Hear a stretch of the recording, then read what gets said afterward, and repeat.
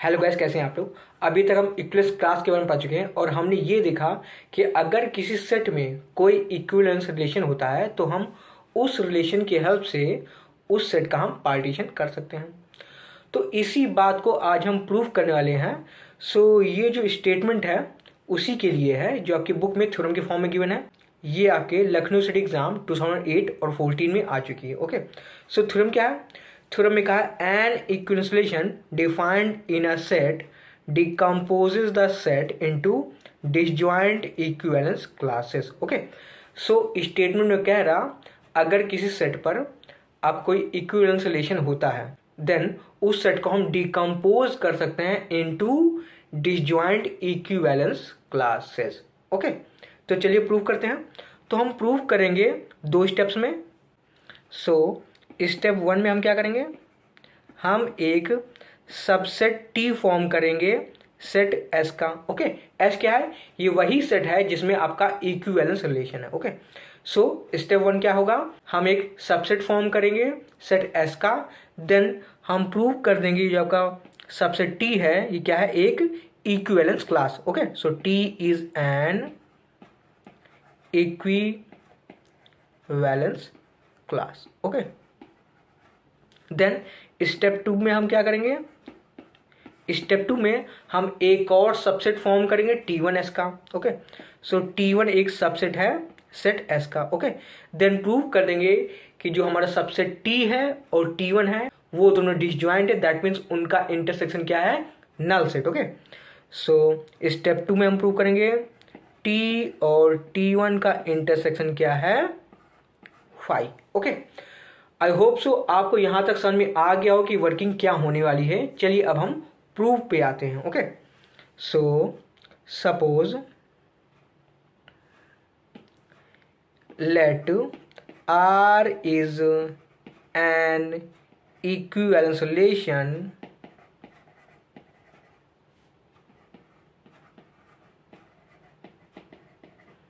On set S. Okay, अब हम क्या करेंगे, स्टेप 1 में क्या था, हम एक सबसेट लेंगे सेट एस का। ओके, सो हमने एक सबसेट ले लिया T of S.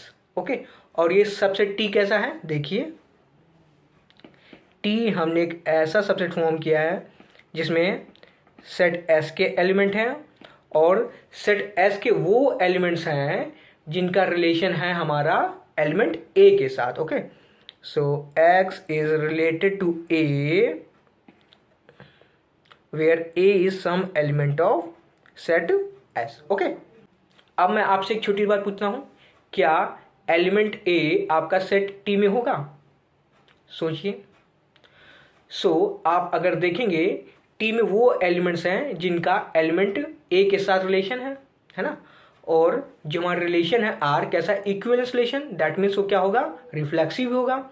So element A का रिलेशन A के साथ भी होगा। ओके, सो यहां से हम कह सकते हैं A belongs to T।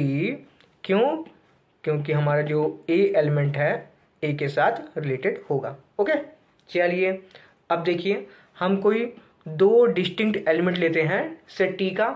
Suppose हमने लिया X and Y। Okay, X and Y 2 distinct element है, अलग अलग एलिमेंट हैं T के। ओके, सो इसका क्या मतलब हुआ, इसका मतलब हो जाएगा X का रिलेशन होगा A के साथ और Y का भी रिलेशन होगा A के साथ।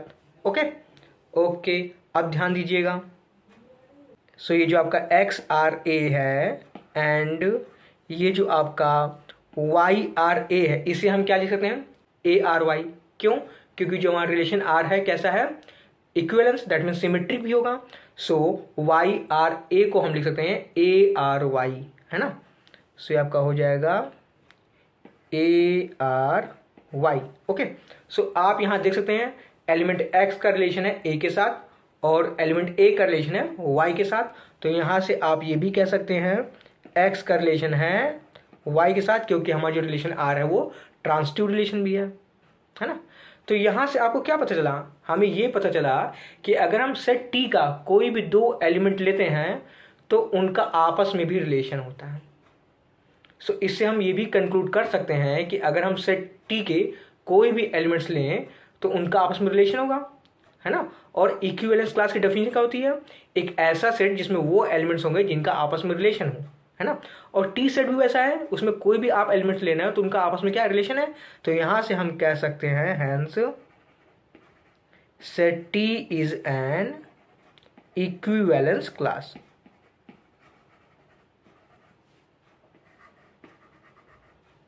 ओके, तो आपने जो स्टेप 1 था वो प्रूव कर लिया।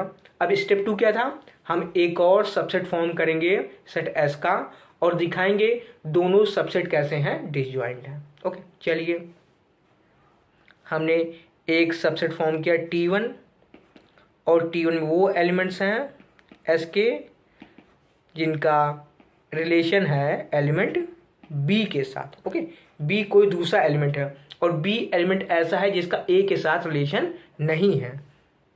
B is not related to A. Okay, ये काफी इंपॉर्टेंट बात है।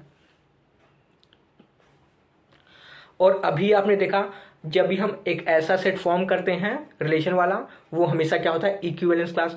सो आपका T1 भी क्या हो जाएगा, इक्विवेलेंस क्लास। सो ये जो आपका सेट T1 है क्या हो जाएगा, इक्विवेलेंस क्लास।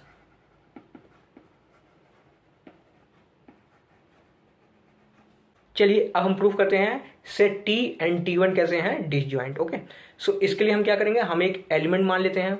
डिसजॉइंट सेट क्या होते हैं, जिनमें कोई भी आपका कॉमन एलिमेंट ना हो।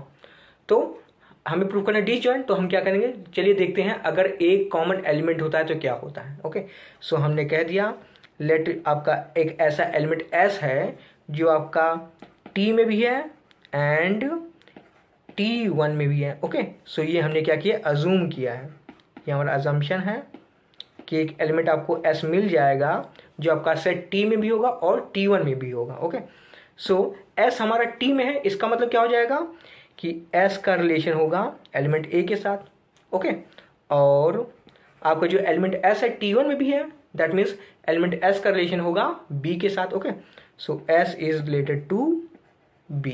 ओके, अब ध्यान दीजिए इसे हम क्या लिखने वाले हैं। सो S का रिलेशन है A के साथ, हमारा रिलेशन R सिमेट्रिक है, तो आपका A का रिलेशन होगा S के साथ। सो हमें मिल जाएगा A is related to S and S is related to B। Okay, A का रिलेशन है S के साथ और S का रिलेशन है B के साथ, और हमारा रिलेशन R क्या है, ट्रांसिटिव, तो आपका A का रिलेशन हो जाएगा B के साथ। ओके, सो यहां से आपको मिल गया A is related to B। अब ध्यान दीजिए ये जो आपको मिल रहा है ये कंट्राडिक्शन है, दिस इज कंट्राडिक्शन।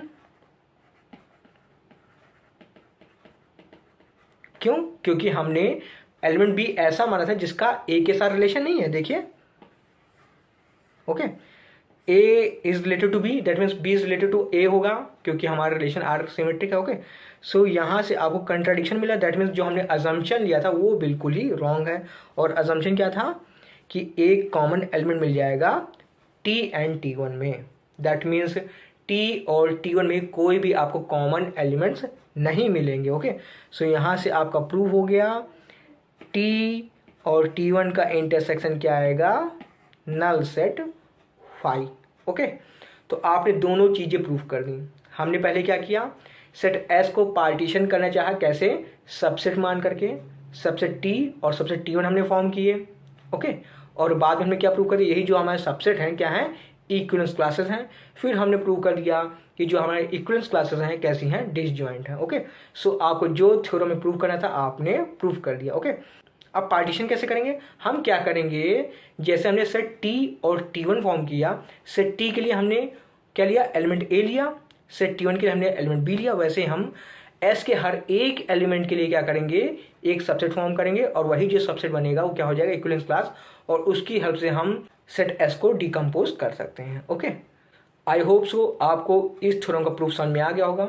अगर प्रूफ समझ में आ गया तो इस चैनल को सब्सक्राइब करें और लाइक करें इस वीडियो को, और ऐसे ही अमेजिंग वीडियो देखने के लिए इस चैनल को जरूर सब्सक्राइब करें। और अगर आप लखनऊ सिटी से BSc मैथ्स कर रहे हैं तो इस चैनल को जरूर सब्सक्राइब करें, क्योंकि हम BSc मैथ्स फर्स्ट सेमेस्टर का पूरा सिलेबस यहाँ पर फिनिश कराने वाले हैं। चलिए मिलते हैं अगले वीडियो में, till then bye, thank you, thanks for watching.